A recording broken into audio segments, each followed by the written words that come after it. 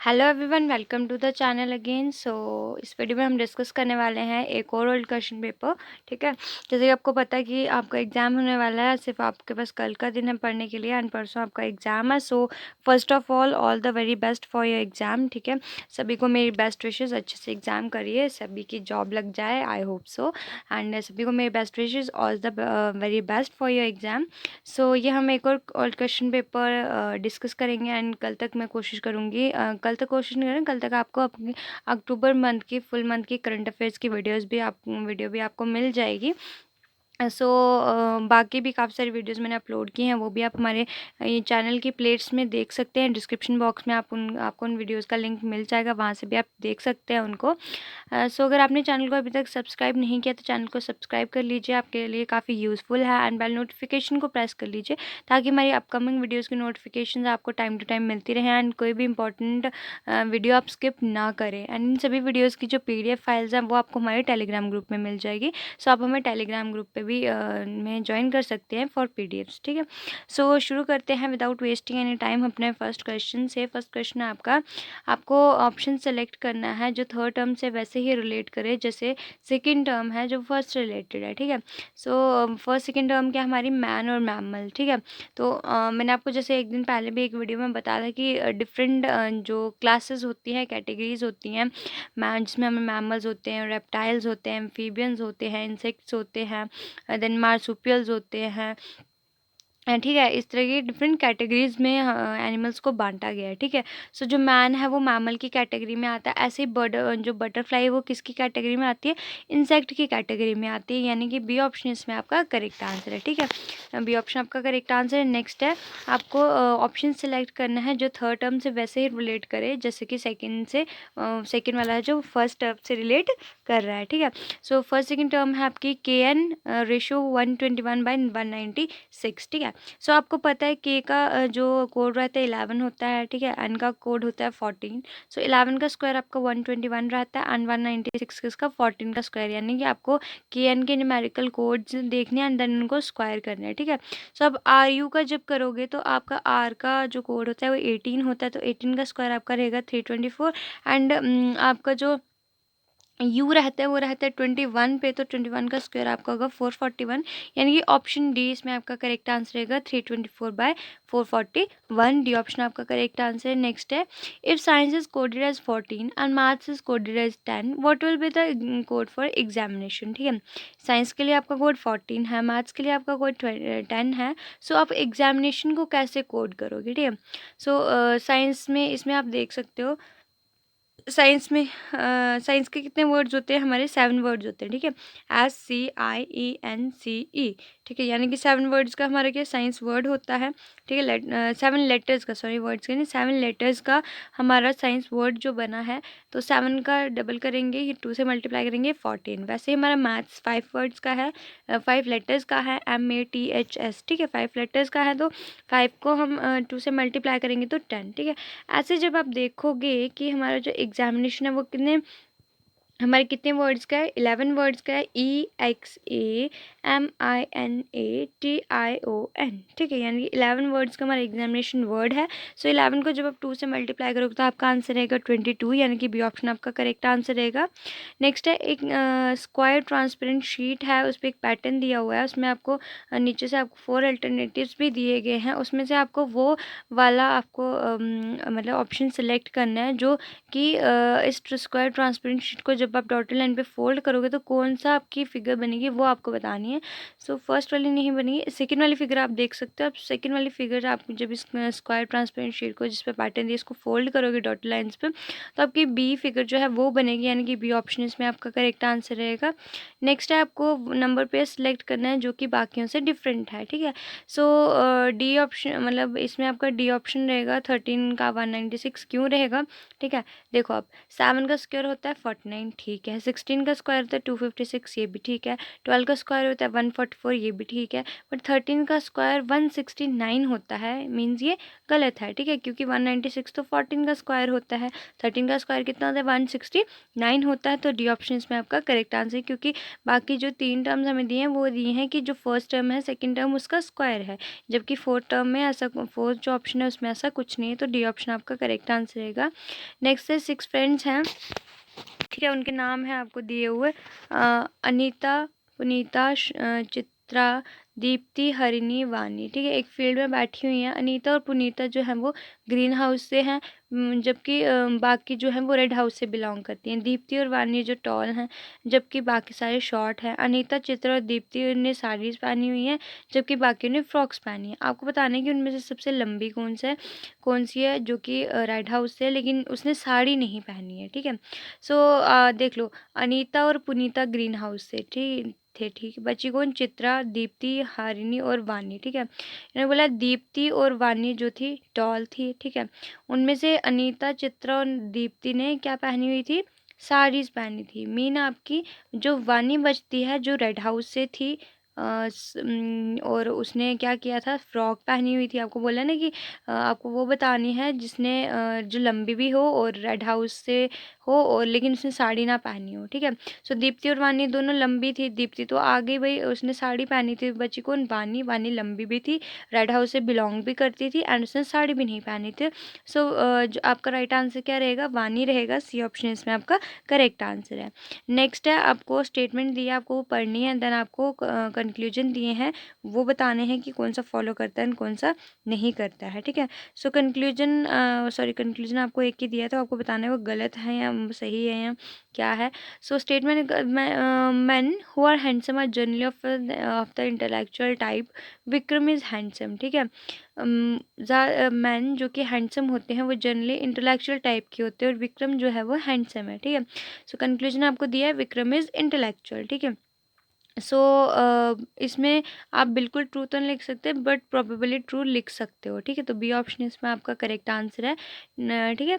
B option आपका इसमें correct answer रहेगा। नेक्स्ट है, which two signs or numbers need to be interchanged to make the given equation correct, ठीक है। कौन से साइंस या दो नंबर आप इंटरचेंज करोगे तो जो इक्वेशन है वो करेक्ट हो जाएगी, ठीक है। सो 8/2 + 4 = 10, आपको इक्वेशन दिया, आपको इसको करेक्ट करना है, ठीक है। ऐसे अगर आप इसको करोगे तो आपका 8/2 करोगे तो कितना आएगा आपका 4, 4 + 4 8 आता है, बट आपको कितना 10 चाहिए। सो आप जब देखोगे कि आप इसको डिवाइड और प्लस के साइन को चेंज करोगे जब, ठीक है, डिवाइड की जगह प्लस एंड प्लस की जगह डिवाइड चला जाएगा, ठीक है। तो 4 को 2 से डिवाइड करोगे, तो कितना आंसर आपका रहेगा, 2 को 4 से डिवाइड करोगे मतलब कि 2, सॉरी 2 आपका आंसर आएगा, ठीक है। 2 2 से 4 होते हैं ना, तो 2 यहाँ आएगा, तो 8 + 2 कितना हो गया 10, यानी कि आपकी क्वेश्चन करेक्ट हो गई। तो और 2 और 4 को भी तो इंटरचेंज करना ना आपने, क्योंकि 2 से 4 डिवाइड नहीं होता है, 4 से 2 मतलब आपने 4 को डिवाइड करना है 2 से, तो ठीक है।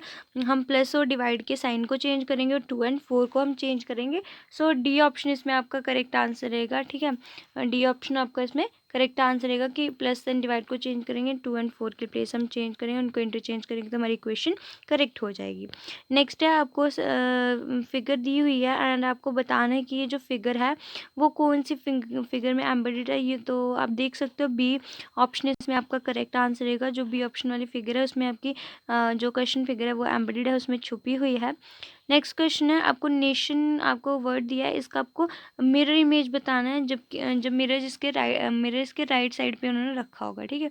सो जब आप राइट साइड पे इस पे मिरर रखोगे तो आपकी मिरर इमेज बनेगी जैसे आपको ए ऑप्शन में दी हुई है। सो ए ऑप्शन इसमें आपका करेक्ट आंसर रहेगा। नेक्स्ट है, आपको स्टेटमेंट दिए, कंक्लूजन दिए, आपको बताना है कौन से कंक्लूजन फॉलो करते हैं। Some girls are womens, some women, no women is brown, ठीक है। कुछ गर्ल्स क्या हैं, विमेन हैं, एंड कोई भी वुमेन ब्राउन नहीं है, ठीक है। तो आपको कंक्लूजन दिया है, some girls are not brown, ठीक है, क्योंकि उन्होंने बोला कि कुछ गर्ल्स क्या हैं वुमेन, और कोई भी वुमेन जब ब्राउन नहीं है तो कुछ गर्ल्स भी ब्राउन नहीं होंगी। सम वुमेन आर गर्ल्स, तो ये भी आपका करेक्ट है, यानी कि दोनों कंक्लूजन आपके सही हैं। सो ऑप्शन सी आपका इसमें करेक्ट आंसर रहेगा, बोथ कंक्लूजन 1 एंड 2 फॉलोअर्स, ठीक है।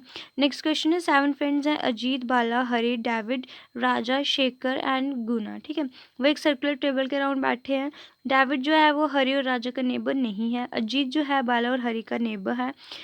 गुना जो कि डेविड के लेफ्ट में सेकंड में बैठा हुआ है वो शेखर और राजा का नेबर है, ठीक है। आपको हरी की पोजीशन बतानी है, तो जो हरी है वो शेखर के लेफ्ट में थर्ड है, यानी कि ऑप्शन सी आपका इसमें करेक्ट आंसर है, ठीक है। नेक्स्ट आपको सीरीज दी हुई है, आपको बताना है इस सीरीज़ को नेक्स्ट में मतलब नेक्स्ट क्या आएगा इस सीरीज़ को जो कंप्लीट करेगा। 1 5 9 17 25 37 49 65 81, तो नेक्स्ट आपको बताना है क्या आएगा, ठीक है। सबसे पहले आपको इसका पैटर्न पता करने का, तो देखो 1 + 4 आ गया 5, 5 + 4 आ गया 9, ठीक है। 9 + 8 हो गया 17, 17 + 8 हो गया 25, 25 + 12 हो गया 37, यानी कि आप देख सकते हो इसमें 4 के मल्टीपल्स हो रहे हैं, प्लस हो रहे हैं, ऐड हो रहे हैं, बट दो दो बार, ठीक है। जैसे 1 में भी 4 प्लस हुआ, 5 में भी 4 प्लस हुआ, 9 में भी 8 प्लस हुआ, 17 में भी 8 प्लस हुआ, ठीक है। ऐसे 25 में 12 प्लस हुआ, 37 में 12 प्लस हुआ, 49 में कितना प्लस होगा अब 16, 65 में भी 16, तो 81 आया। 81 में अब हमारा कितना 20 ऐड होगा, क्योंकि 16 के बाद नेक्स्ट क्या आता है, 4 का मल्टीपल 20 आता है, तो 20 जब हम 81 में ऐड करेंगे तो उसका आंसर रहेगा हमारा 101 जब आएगा हमारा, ठीक है। तो ऑप्शन डी आपका करेक्ट आंसर हो जाएगा। नेक्स्ट है 4 वर्ड्स आपको दिए, उनमें से आपको मतलब 3 जो हैं वो किसी ना किसी तरह से आपस में मेल खाते हैं, सिमिलर हैं, जबकि एक डिफरेंट है। जो डिफरेंट है वो आपको बताना है। तो कब, स्टाई, हाइव, कैनल, ठीक है। सो इसमें कब डिफरेंट है, क्यों डिफरेंट है, देखो हमारा जो स्टाई है, हाइव है, कैनल है, ये सारे जानवरों के रहने के घर हैं, ठीक है। जैसे आपका स्टाई हो गया जहाँ पे पिग्स को रखते हैं ना, उसको हम स्टाई बोलते हैं। हाइव जो होता है ये मधुमक्खियों का छत्ता, ठीक है।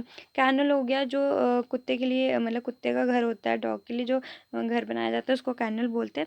सो कब क्या होता है, जो हमारे लायन टाइगर के बच्चे होते हैं इनको हम कब बोलते हैं, ठीक है। तो बाकी सारे क्या है, रहने की जगहें हैं एनिमल्स की, जबकि ये जो है वो ऑफस्प्रिंग है, तो ये ऑप्शन इसमें आपका करेक्ट आंसर रहेगा। नेक्स्ट है आपको एनालॉगस वर्ड पेयर सेलेक्ट करना है जो कि मतलब सिमिलर हो, जो आपको वर्ड पेयर दिया हुआ है उसके, ठीक है।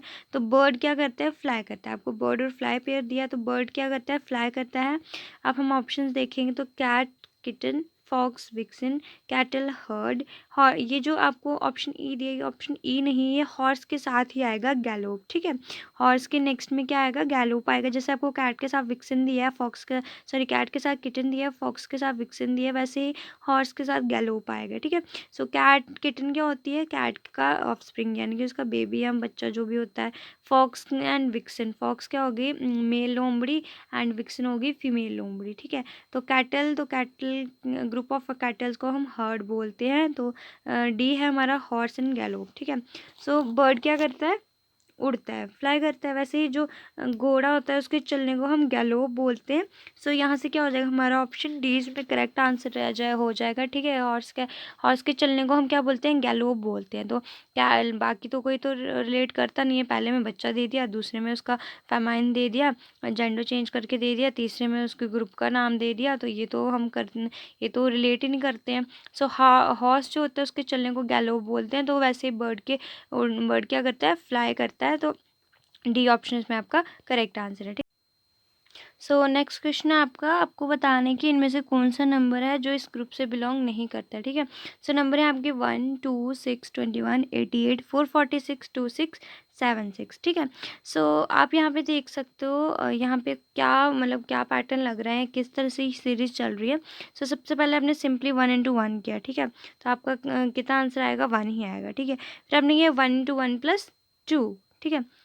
सो आपका कितना आंसर, सॉरी 1 × 1 + 1 किया तो आपका आंसर आया 2, ठीक है। फिर 2 को आपने 2 से मल्टीप्लाई करके 2 + 2 किया तो 6, यानी कि आपका जो आंसर आ रहा है प्लस करके, ठीक है, उसमें आपने 2 का देन 3 का देन 4 का मल्टीप्लाई करना है ऐसे करके, ठीक है। सो जब आप 2 × 2 + 2 करोगे तो 6 आएगा। फिर 6 को आपने किसी 3 से मल्टीप्लाई करना है, प्लस 3 करना है, तो 21 आएगा। 21 × 4 + 4 करोगे तो आपका आंसर कितना आएगा, 88 आएगा। फिर 88 × 5 + 5 करोगे तो आपका आंसर आएगा 446, ठीक है। यानी सॉरी 445 आना चाहिए था, आपको दिया हुआ है 446, ठीक है। यानी कि ये थोड़ा आपका मतलब गलत हो गया, 445 आना चाहिए, 446 आंसर दिया है। सो 445 × 6 + 6 करोगे तो 2 6 7, 6 आपका आंसर आएगा, यानी कि ऑप्शन बी आपका इसमें राइट आंसर रहेगा, क्योंकि ये बिलोंग नहीं करता है ग्रुप से। आपका इधर आना चाहिए था 445, जबकि आ रहा कितना है आपका 446 इन्होंने लिखा है, तो ये आपका बी ऑप्शन करेक्ट आंसर हो जाएगा। नेक्स्ट है 7 स्टूडेंट्स हैं, वो एक रो में खड़े हैं, बी जो है वो सी के लेफ्ट में बी जो है वो सी के लेफ्ट में है और ए के राइट में है, ठीक है। जो डी है वो ई के राइट में है और ए के लेफ्ट में है। एफ जो है सी के राइट में खड़ा है और जी के लेफ्ट में है। आपको पता नहीं कि मिडिल में कौन है, तो मिडिल में आपका बी है, ऑप्शन बी आपका ऑप्शन डी आपका इसमें करेक्ट आंसर रहेगा। बी जो है आपका वो मिडिल में है। नेक्स्ट आपको क्या करना है, आपको वेन डायग्राम बतानी है जो इन गिवन क्लासेस के, मतलब जो भी आपको ये मतलब जो भी आपको दी हुई है कैरेट, वेजिटेबल्स एंड मीट, इनका रिलेशन बताया, ठीक है। सो यू कैन सी, अब इसमें क्या है, वेजिटेबल है तो वेजिटेबल में हमारी कैरेट भी आती है, बट मीट है वो जो नॉन वेज है, एक डिफरेंट थिंग है, डिफरेंट तो नहीं है, ऐसे तो है, तो वो भी खाने वाली है, बट एक डिफरेंट क्लास है उसकी, ठीक है। कैरेट्स और वेजिटेबल में कैरेट आती है और वो दोनों मतलब वेज में है, वेजिटेबल्स क्या हो गए, वेज हो गए ना, बट मीट क्या है, नॉन वेज है, तो डी ऑप्शन इसमें आपका करेक्ट आंसर रहेगा। डी फिगर जो है वो आपकी इन 3 गिवन क्लासेस को बेस्ट मतलब उनको बताती है, इलस्ट्रेट करती हैं। सो डी ऑप्शन इसमें आपका करेक्ट आंसर रहेगा, ठीक है। नेक्स्ट आपको फ्रैक्शन सीरीज दी गई है, ठीक है, 2 फ्रैक्शन आपके ब्रैकेट में रखे गए, आपको बता स्टडी मतलब सीरीज को पढ़ना देन बताना कि इस सीरीज से रिलेटेड जो कौन सी जो आपको ऑप्शन दिया गया उसमें से सही कौन सा है, ठीक है। सो ए ऑप्शन आपका both the bracketed fractions are incorrect, ठीक है। आपके फ्रैक्शंस क्या है, 2/5 है, 4/5 है, 2/5, 4/5, 6/5 फिर 8/25, फिर 10/25 फिर 12/125, देन 14/125, ठीक है। सो इसमें क्या है कि आपकी जो दोनों ब्रैकेटेड फ्रैक्शंस हैं वो करेक्ट हैं, ठीक है। आपकी सीरीज जब आप इनका पैटर्न देखोगे तो आपको पता चल जाएगा कि ये दोनों जो ब्रैकेटेड फ्रैक्शंस हैं वो करेक्ट हैं। सो डी ऑप्शन आपका करेक्ट आंसर रहेगा, both the bracketed fractions are correct, ठीक है। नेक्स्ट आपको सीरीज, आपको नेक्स्ट क्वेश्चन आपका सीरीज आपको कंप्लीट करनी है। सीरीज आपकी BMO EOQ HQSKSU, ठीक है। सो आप इसमें देखोगे इसमें क्या चल रहा है, जब आप फर्स्ट लेटर लेंगे हम पहले BEHK, ठीक है। सो इसमें क्या हो रहा है, B+3E, E+3H, H+3K। सो K+3 करोगे तो कितना आएगा, N आएगा, यानी कि फर्स्ट लेटर आपका क्या रहेगा, N रहेगा। फिर सेकेंड आप करोगे तो उसमें देखोगे M+2O, O+2Q, Q+S, तो S+2 करोगे तो U, यानी कि इसमें 2 की सीरीज फॉलो हो रही है। फिर OQ, ठीक है, तो O+2Q, Q+2 आपका आ गया S, S+2 आ गया U, U+2 करोगे तो W, यानी कि NUW। बी ऑप्शन इसमें आपका करेक्ट आंसर रहेगा, ठीक है। नेक्स्ट क्वेश्चन आपको ऑड वन आउट बताना है, तो KMN है, PRT है, BDF है, SUW है, ठीक है। फर्स्ट आप देखो KMN, ठीक है, ये मतलब कॉन्टीन्यूस सीरीज चल रही है, KMN, ठीक है, K फिर M एंड देन N, ठीक है। सेकंड में है PRT, ठीक है, तो P+2 R, R+2 T, ठीक है।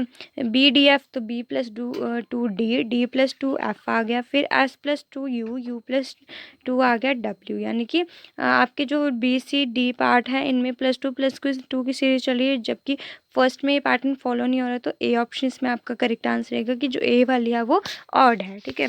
नेक्स्ट है अगेन आपको क्या करना है, ऑड वन आउट बताना है, ठीक है। 3 जो पेयर्स हैं वो किसी तरह से मतलब सिमिलर हैं, आपस में रिलेट करते हैं, जबकि जो फोर्थ टर्म है वो रिलेट नहीं करता है, ठीक है। सो वो आपको बताना है, तो डिस्टेंस, ऑडोमीटर, विंड, टेस्योमीटर, current, ammeter and then humidity, hygrometer, ठीक है। सो इसमें आपका क्या रहेगा, देखो डिस्टेंस को हम किससे ओडोमीटर से नापते हैं, करंट को हम एमीटर से नापते हैं, ह्यूमिडिटी को हम हाइग्रोमीटर से नापते हैं, जबकि विंड तो टेस्योमीटर से नहीं नापी जाती, विंड तो एनेमोमीटर से नापी जाती है। तो इसलिए बी ऑप्शन इसमें आपका करेक्ट आंसर है कि जो बी ऑप्शन है वो करेक्ट नहीं, मतलब उसमें जो बाकी वाला पैटर्न फॉलो नहीं हो रहा है, ठीक है। विंड को हम टेस्योमीटर से नहीं एनोमोमीटर से नापते हैं। सो बी ऑप्शन इसमें आपका करेक्ट आंसर रहेगा। नेक्स्ट है आपको फिगर सीरीज बतानी है जो इसको कंप्लीट करेगी, ठीक है। सो आप देख सकते हो इसमें हमारी क्या हो रही है, रोटेशन हो रही है। सो इसको कंप्लीट करेगा। नेक्स्ट हमारी ऑप्शन डी इसमें आपका करेक्ट आंसर रहेगा। डी ऑप्शन में आपकी जो फिगर सीरीज को कंप्लीट करेगा। ठीक है, नेक्स्ट क्वेश्चन है आपका, if E is denoted by F, यानी कि आपका जो ई है वो एफ है, डी जो है बी है, आर के है, यू वी है, टी आई है, आई जो है वो सी है, जी एक्स है और एच डब्ल्यू है। तो आपको बताना है डॉटर को आप कैसे लिखोगे। ठीक है, तो आपको कुछ नहीं करना है, जो आपको कोड दिए हुए हैं इनके लिए, नंबर्स के लिए, जैसे आई ई का आपका एफ है, तो बस आपको वही भरने हैं डॉटर उनकी प्लेस पे। जैसे डी का बी आएगा, ए का सी आएगा, यू का वी आएगा, जी का एक्स आएगा, एच का डब्ल्यू आएगा, टी का आई आएगा, ई का एफ आएगा एंड आर का के आएगा। सो जैसे आप देखोगे तो ये डी ऑप्शन इसमें आपका करेक्ट आंसर रहेगा। ठीक है, नेक्स्ट क्वेश्चन है, आपको करेक्ट जो ऑप्शन है सिलेक्ट करना है और आप ताकि आपका जो पैटर्न है वो कंप्लीट हो जाए। सो आप इसमें देख सकते हो, इसमें आपका कौन सा जो आपका बी ऑप्शन वाला पैटर्न है ये आपको फॉलो, मतलब ये जब आप इसमें लगाओगे तो आपकी जो फिगर्स है वो कंप्लीट हो जाएगी। तो बी ऑप्शन इसमें आपका करेक्ट आंसर रहेगा। सो ये थी आपकी रीजनिंग का पोर्शन। अब हम जनरल नॉलेज करेंगे। तो विच of the following is a contagious disease, इनमें से कौन सी जो है कंटेजियस डिजीज है। कंटेजियस डिजीज होगी जो फैल जाती है एक दूसरे से, एक दूसरे को लग जाती है। ठीक है, सो डायबिटीज़ हो गया, स्ट्रोक हो गया, ट्यूबरक्लोसिस हो गया, अस्थमा हो गया। तो ट्यूबरक्लोसिस टीबी जिसको हम कॉमनली बोलते हैं, आपको पता है एक दूसरे से चिपक जाता है। तो ट्यूबरक्लोसिस जो है आपकी क्या रहेगी, ये कंटेजियस डिजीज रहेगी। ऑप्शन सी आपका करेक्ट आंसर है। नेक्स्ट है, in which year was the constitution of Jammu and Kashmir adopted, कौन से साल में जो जम्मू कश्मीर का कॉन्स्टिट्यूशन है वो अडॉप्ट हुआ था। तो वो हुआ था 1956 में। सी ऑप्शन आपका करेक्ट आंसर है। नेक्स्ट है, a group of fish is called, ठीक है, फिश के ग्रुप को हम क्या बोलते हैं, इसको बोलते हैं स्कूल बोलते हैं। ए ऑप्शन आपका करेक्ट आंसर है। नेक्स्ट है, inspired by the constitution of which of the given nation has India added the feature of directive principle in its constitution. ठीक है, कौन से नेशन के कॉन्स्टिट्यूशन से इंस्पायर होके इंडिया ने अपने कॉन्स्टिट्यूशन में डायरेक्टिव प्रिंसिपल्स का जो फीचर है वो ऐड किया था। सो वो आयरलैंड से इंस्पायर होके किया था। सी ऑप्शन आपका करेक्ट आंसर है। नेक्स्ट है, on which day is the world population day celebrated, world population day कब सेलिब्रेट किया जाता है। तो वो 11 जुलाई को एवरी ईयर हम वर्ल्ड पॉपुलेशन डे सेलिब्रेट करते हैं। ठीक है, नेक्स्ट है, what was the approximate distance that Mahatma Gandhi March for salt Satyagraha movement. ठीक है, साल्ट सत्याग्रह मूवमेंट के लिए महात्मा गांधी जी ने अप्रॉक्सीमेट कितना डिस्टेंस कवर किया था। सो वो उन्होंने किया था 241 माइल्स का डिस्टेंस उन्होंने अप्रॉक्स कवर किया था। ठीक है, दांडी तक आए थे वो। साल्ट सत्याग्रह को हम क्या बोलते हैं, दांडी मार्च भी बोलते हैं। तो अपने साबरमती आश्रम से वो कहाँ तक, दांडी तक आए थे। सो 241 माइल्स का उन्होंने अप्रॉक्सीमेट डिस्टेंस जो कवर किया था। ठीक है, ये ऑप्शन आपका करेक्ट आंसर है। नेक्स्ट है, Bretton Woods agreement to the creation of which of the following institution. ठीक है, ब्रेटन वुड्स एग्रीमेंट था, उसकी वजह से इसमें से किस इंस्टीट्यूशन की जो क्रिएशन हुई थी। सो वो हुई थी इंटरनेशनल मॉनेटरी फंड की। सी ऑप्शन आपका करेक्ट आंसर है। नेक्स्ट है, what is this national capital of sorry national sports of China, China का नेशनल स्पोर्ट्स आपको बताना है तो वो है टेबल टेनिस। डी ऑप्शन आपका करेक्ट आंसर है। नेक्स्ट है, what is the first age in the prehistoric period काल, प्री हिस्टोरिक पीरियड की जो फर्स्ट एज है उसको क्या बोलते हैं। सो उसको बोलते हैं पैलियोलिथिक एज। ए ऑप्शन आपका करेक्ट आंसर है। नेक्स्ट है, on which date is the international mountain day celebrated, international mountain day कब सेलिब्रेट किया जाता है। तो वो किया जाता है 11 दिसंबर को। बी ऑप्शन आपका करेक्ट आंसर है। नेक्स्ट है, who is the author of the book flight of pigeon. ठीक है, फ्लाइट ऑफ पिजन्स एक बुक है जिस उसका ऑथर आपको बताना है तो वो है रस्किन बॉन्ड। डी ऑप्शन आपका करेक्ट आंसर है। नेक्स्ट है, the run and touch game of kho kho originated in which Indian state, जो खो खो की गेम है, ठीक है, वो कौन सी इंडियन स्टेट में ओरिजिनेट हुई है। तो वो महाराष्ट्र से ओरिजिनेट हुई है। डी ऑप्शन आपका करेक्ट आंसर है। नेक्स्ट है, the living root bridge are a rare ecological phenomena seen in which state of India. ठीक है, लिविंग रूट ब्रिजेस जो कि काफ़ी रेयर यानी कि मतलब बड़े बहुत कम देखने को मिलता है, इकोलॉजिकल फिनोमिना है, वो कौन सी इंडियन स्टेट में दिखाई देता है। वो मेघालय में दिखाई देता है। बी ऑप्शन आपका करेक्ट आंसर है। नेक्स्ट है, the yolk of an egg contains more than 90% of which of the given vitamin. ठीक है, एग का जो यॉक पोर्शन होता है उसमें 90% से ज़्यादा कौन सा विटामिन पाया जाता है, तो विटामिन B12 पाया जाता है। बी ऑप्शन आपका करेक्ट आंसर है। नेक्स्ट है, a seesaw is an example of which concept of physics. ठीक है, सीसॉ तो आपको पता ही होगा, गेम होती है ना ये दो, मतलब दो पर्सन्स बैठते हैं एक एक साइड, एंड एक साइड मतलब एक पर्सन ऊपर जाता है दूसरा नीचे आता है, देन दूसरी साइड वाला ऊपर जाता है तो दूसरी अपोजिट साइड वाला नीचे आता है। ठीक है, सो वो फिजिक्स के कौन से कंसेप्ट की एग्जांपल है, तो वो फोर्स की एग्जांपल है। डी ऑप्शन आपका करेक्ट आंसर है। नेक्स्ट है, while trying to promote growth by tax cuts as a physical policy, which type of policy is the government trying to follow. जब गवर्नमेंट टैक्स कट पॉलिसी जो physical policy की रहती, physical policy का tax cut जो रहता है उसके through growth को प्रमोट करने की कोशिश करती है, तो वो किस टाइप की पॉलिसी गवर्नमेंट जो फॉलो करने का ट्राई करती है, सो वो एक्सपेंशनरी पॉलिसी जो है वो मतलब फॉलो करने की गवर्नमेंट ट्राई कर रही होती है। ये ऑप्शन आपका करेक्ट आंसर। नेक्स्ट है, who among the following has been conferred the Rajiv Gandhi national Sadbhavana award 2018। ठीक है, 2018 राजीव गांधी नेशनल सद्भावना अवार्ड किसको दिया गया था, तो वो दिया गया था गोपाल कृष्ण गांधी को। डी ऑप्शन आपका करेक्ट आंसर है। नेक्स्ट है, Urs festival in Ajmer commemorates the death anniversary of which sufi saint. ठीक है, अजमेर में जो उर्स फेस्टिवल मनाया जाता है वो किसकी डेथ एनिवर्सरी, कौन से सूफी संत थे उनकी डेथ एनिवर्सरी की याद में मनाया जाता है, सो वो ख्वाजा मोइनुद्दीन चिश्ती की जो डेथ एनिवर्सरी है उसको कमेमोरेट करने के लिए ये फेस्टिवल सेलिब्रेट किया जाता है। ये ऑप्शन आपका करेक्ट आंसर है। नेक्स्ट है, Kunbi dance is a popular dance associated with which Indian state. Kunbi जो डांस एक पॉपुलर डांस फॉर्म है, कौन सी इंडियन स्टेट से एसोसिएटेड है, गोवा से एसोसिएटेड है। डी ऑप्शन आपका करेक्ट आंसर है। Who was the legendary co founder and retired chairman of India tech giant Infosys. ठीक है, इंडियन टेक जियांट इन्फोसिस के को फाउंडर और रिटायर्ड चेयरमैन कौन है, सो वो थे अन्ना नारायण मूर्ति। ठीक है, बी ऑप्शन आपका करेक्ट आंसर है। नेक्स्ट है, what do we call the stock of food grains purchased by the government of India from the farmers through food corporation India. Government of India जो फूड ग्रेन्स के stocks food corporation of India के through farmer से खरीदती है उसको क्या बोलते हैं, उसको बोला जाता है बफर स्टॉक। ठीक है, डी ऑप्शन आपका करेक्ट आंसर है। नेक्स्ट है, in which year did the French traveler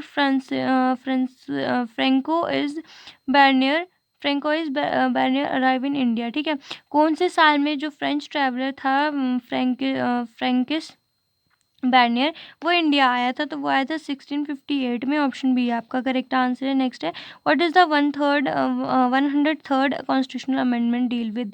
जो 103rd अमेंडमेंट कॉन्स्टिट्यूशनल अमेंडमेंट हुई थी वो किससे डील करती है, तो वो इकोनॉमिक रिजर्वेशन से डील करती है। बी ऑप्शन आपका करेक्ट आंसर है। नेक्स्ट है, in which year did emperor Akbar build the Buland Darwaza. कौन से साल में, कौन से ईयर में अकबर ने बुलंद दरवाज़ा बनवाया था, तो वो बनवाया था उसने 1601 में। डी ऑप्शन आपका करेक्ट आंसर है। नेक्स्ट है, which is the for the following is the longest river in Europe. Europe की लॉन्गेस्ट रिवर कौन सी है, वो है वोल्गा। डी ऑप्शन आपका करेक्ट आंसर है। नेक्स्ट है, आपका मैथ्स का पोर्शन आ जाता है, A B and C can do a piece of work in 20 40 and 80 days respectively. ठीक है, ए बी सी किसी एक काम को, मतलब जो ए है वो 20 डेज में करता है, बी 40 डेज में करता है, सी 80 डेज में करता है। ठीक है, आपको बताना है कि कितने दिनों में A do the work if he is assisted by B and C on every third day. ठीक है, अगर ए उस काम को कितने दिन में कर लेगा अगर हर तीसरे दिन बी और सी उसके साथ हेल्प कराते हैं। ठीक है, तो 16 दिनों में वो उसको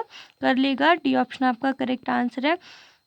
नेक्स्ट है, के से आपको दिए, in a certain store the profit is 340% of the cost. ठीक है, एक सर्टेन स्टोर है, शॉप है, उसमें जो प्रॉफिट परसेंटेज है वो कॉस्ट की 340% है।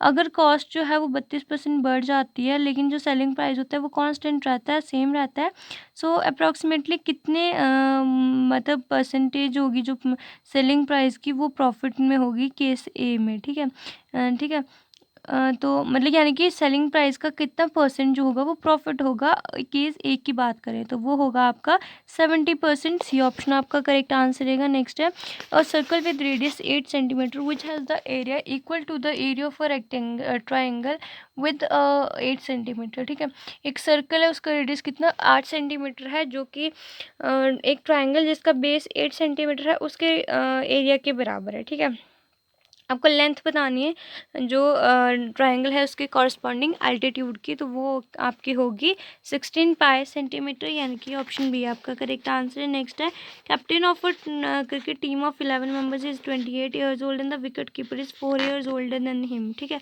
एक कैप्टन है क्रिकेट टीम के 11 मेंबर्स है, उसकी एज कितनी है, 28 ईयर्स है, और जो विकेट कीपर है वो 4 साल बड़ा है उससे। ठीक है, if the age of these two are excluded, the average of the remaining players 2 years less than the average age of whole team। ठीक है, अगर इन दोनों की एज हम निकालते हैं तो जो बाकी बचे हुए जो प्लेयर्स हैं उनकी जो एवरेज एज रहेगी वो 2 ईयर कम रहेगी पूरी टीम की एवरेज एज से। ठीक है, तो आपको बताना है कि एवरेज एज टीम की क्या होगी, तो टीम की एवरेज होगी 21 years. B option sorry C option आपका इसमें करेक्ट आंसर है। नेक्स्ट है, दो 50% ज़्यादा है थर्ड नंबर से। ठीक है, जो रेशियो है फर्स्ट नंबर की वो सेकंड नंबर से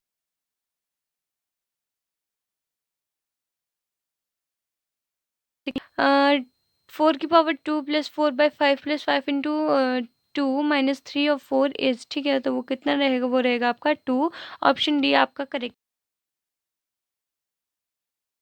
centimetre long and it's external diameter is 10 centimetre.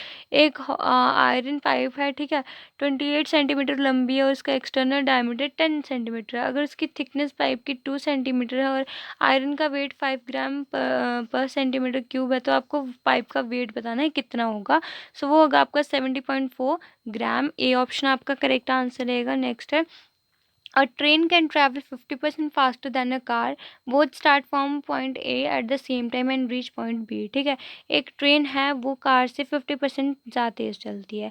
दोनों पॉइंट ए से स्टार्ट करती है एंड पॉइंट बी पे पहुंचती है 60 kilometre away from point A at the same time. ठीक है, जो कि पॉइंट ए से मतलब पॉइंट बी की बात हो रही है। पॉइंट ए जो है वो बी पॉइंट से कितना 65 किलोमीटर दूर है, तो दोनों वहाँ पे सेम टाइम पे पहुँचती है। ठीक है, हालाँकि रास्ते में क्या होगा कि जो ट्रेन ने 12.5 मिनट्स जो है वो मतलब वेस्ट कर दिए स्टेशंस पे रुकते हैं, तो आपको कार की जो है वो स्पीड बतानी है, तो वो 96 किलोमीटर पर आवर होगी। ऑप्शन डी आपका करेक्ट आंसर रहेगा। पाई चार्ट आपको दिया है, इसमें आपको डिस्ट्रीब्यूशन दी हुई है जो भी बुक को पब्लिश करने के लिए जो एक्सपेंडिचर है वो उसके बारे में आपको बताया गया है। ठीक है, आपको क्वेश्चन का आंसर बताना, royalty on the book is less than the paper cost by. ठीक है, जो बुक पे रॉयल्टी हुई है वो पेपर कॉस्ट से कम है, कितनी कम है वो आपको बताना है, तो 40% कम है। डी ऑप्शन आपका करेक्ट आंसर है। मीन आपको बताना है x+4 x+5 x+7 x+9। ठीक है, 9 है, मतलब इन सभी ऑब्जर्वेशन का होगा 11।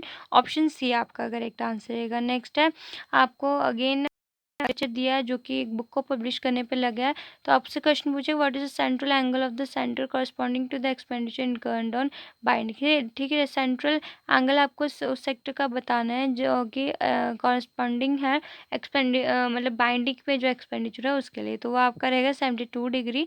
ऑप्शन ए आपका करेक्ट आंसर रहेगा। नेक्स्ट है, family consist of 2 grandparents 3 parents and 4 grandchildrens. ठीक है, एक फैमिली है उसमें 2 ग्रैंड पेरेंट्स हैं, 3 पेरेंट्स और 4 ग्रैंड चिल्ड्रन है। एवरेज एज जो है ग्रैंड पेरेंट्स के 65 ईयर्स है और पेरेंट्स की 32 है। ठीक है, और ग्रैंड चिल्ड्रंस की कितनी 8 ईयर है, तो आपको एवरेज एज पूरी फैमिली की बतानी है, तो वो आपकी होगी 28 2/3 ईयर्स।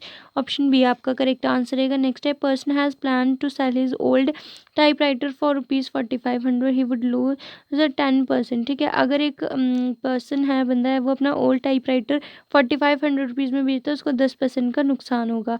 उसको अगर 20% का प्रॉफिट कमाना है तो वो उसको कितने में बेचना चाहिए, तो वो उसको 6000 का बेचना चाहिए। ए ऑप्शन आपका करेक्ट आंसर है। नेक्स्ट है, salaries of Ravi and Sumit are in the ratio 2:3। ठीक है, रवि और सुमित की सैलरीज की रेशियो कितनी है, 2:3 है। अगर सैलरी हर बंदे की मतलब दोनों की 3000 बढ़ जाती है, तो न्यू रेशियो जो है 35:50 बन जाती है। आपको सुमित की न्यू सैलरी बतानी है, तो सुमित की न्यू सैलरी होगी 30,000।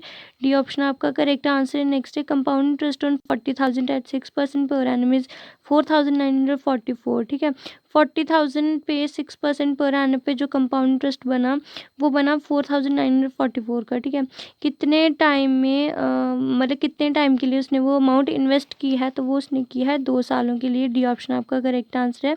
नेक्स्ट है hall is 15 metre long and 12 metre broad. ठीक है, एक हॉल है 15 मीटर लॉन्ग है और 12 मीटर ब्रॉड है। अगर उसके फ्लोर का जो एरिया है उसका सम और जो सीलिंग का एरिया है वो चारों वॉल्स की एरिया के सम के बराबर है, तो आपको वॉल्यूम बतानी है हॉल की मीटर्स क्यूब में, तो वो आपकी रहेगी 1200 मीटर क्यूब। सी ऑप्शन आपका करेक्ट आंसर रहेगा। नेक्स्ट है if a person had walked at the speed of 15 kilometre hours instead of 10 kilometre hour he would have walk 25 kilometre more. ठीक है, अगर एक पर्सन है उसकी स्पीड 15 मतलब अब उसकी स्पीड है 10 किलोमीटर पर आवर, लेकिन वो 15 किलोमीटर पर आवर की स्पीड से चलता है और 25 किलोमीटर ज़्यादा चलता है, तो एक्चुअल डिस्टेंस जो उसने मतलब जो उसने ट्रैवल किया है वो कितना है, वो है उसका 50 किलोमीटर। ऑप्शन सी इसमें आपका करेक्ट आंसर है। ठीक है, नेक्स्ट है Raman paid 13,300 as simple interest after 9 years. ठीक है, रमन ने 13,300 रुपया सिंपल इंटरेस्ट दिया 9 सालों बाद। He had borrowed some money at the rate of 6% per annum for first 2 years. ठीक है, उसने कुछ मनी बोरो किया था जिसका इंटरेस्ट रेट फर्स्ट 2 ईयर्स के लिए 6% था, उससे नेक्स्ट 3 ईयर्स के लिए 9% था और 14% था बचे हुए टाइम के लिए। तो आपको बताना है कि इतना मनी उसने बोरो किया था, वो उसने किया था 14,000। बी ऑप्शन आपका करेक्ट आंसर है। अगर 15 वर्कर्स ने काम किया और 10 दिन में 1,800 रुपये कमाए। ठीक है, आपको बताना है कि 5 वर्कर्स 8 दिन में कितने कमा सकते, तो वो ऑप्शन डी आपका करेक्ट आंसर है। आपको अगेन एक पाई चार्ट दिया हुआ है। ठीक है, उसमें आपको वही बुक्स पे पब्लिशिंग पे जो पैसा खर्च हुआ वो बताया है। तो आपसे क्वेश्चन पूछा गया है if for a certain quantity of books the publisher has to pay 30,600 as printing cost, then what will be the amount of paper cost to be paid for this books. अगर एक certain quantity है books की, उस पर publisher को 30,600 as printing cost देनी पड़े, तो आपको पेपर कॉस्ट बतानी है जो उसको उन बुक्स के लिए देनी पड़ेगी। ठीक है, तो उसको देनी पड़ेंगी 38,250 रुपीज़, यानी कि बी ऑप्शन आपका करेक्ट आंसर है। ठीक है, आपको find the greatest number that will divide 47, 95 and 197 so as to leave the same remainder in case each case. ठीक है, आपको सबसे बड़ा नंबर बताना है जो 47, 95 और 187 को जब डिवाइड करें तो इनका रिमाइंडर सेम आए। ठीक है, तो 4 से जब आप इनको डिवाइड करोगे तो आपका रिमाइंडर सेम रहेगा, तो डी ऑप्शन आपका करेक्ट आंसर है। नेक्स्ट है Raj got a new car at 35% discount. ठीक है, राज ने एक नई कार खरीदी 45% डिस्काउंट पे। ठीक है, had Raj got no discount, Raj would have to pay rupees 238 more. How much did Raj pay for the chair? ठीक है, सॉरी कार नहीं चेयर उसने ली, तो अगर वो उसको डिस्काउंट नहीं मिलता उस चेयर पे 35% का, तो उसको 238 रुपीज़ ज़्यादा देने पड़ने। तो आपको बताना है कि राज ने उस चेयर के लिए कितना पे किया, तो उसने किया पे 442 रुपीज़। बी ऑप्शन आपका correct answer. Next in mixture of 60 litre the ratio of milk and water is 2:3। ठीक है, 60 लीटर के मिक्सचर में जो मिल्क और वाटर की रेशियो 2:3 है, तो आपको क्वांटिटी बतानी है वाटर की उस मिक्सचर में, तो वो आपकी है 36 लीटर। सी ऑप्शन आपका करेक्ट आंसर है।